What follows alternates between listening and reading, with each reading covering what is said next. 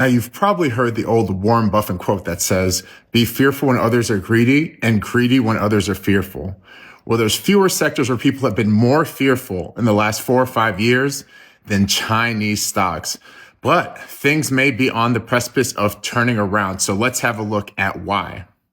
China's current economic malaise really stems from the endemic issues with their property market, as well as the way they handled COVID lockdowns. And last year, they really started to address this by introducing and announcing stimulus that has yet to really be rolled out. So that's the first thing. Next, we've seen the Trump administration really dial back the rhetoric around these Chinese tariffs. And look, it doesn't matter what you feel about politics. At the end of the day, tariffs are inflationary. And if we see inflation tick back up in the United States, the stock market will certainly tank. And we know that Trump doesn't want that.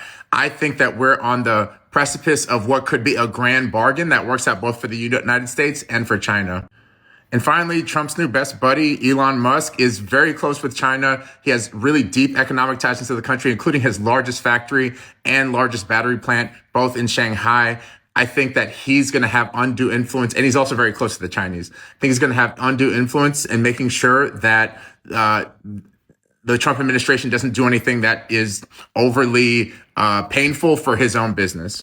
So if you're feeling froggy and wanted to get into the China trade, here are a couple of stocks that you might think about investing in.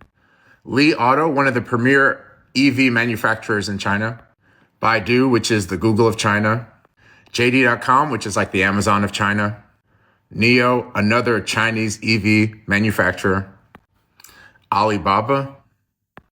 And finally, PDD Holdings, which owns Temu.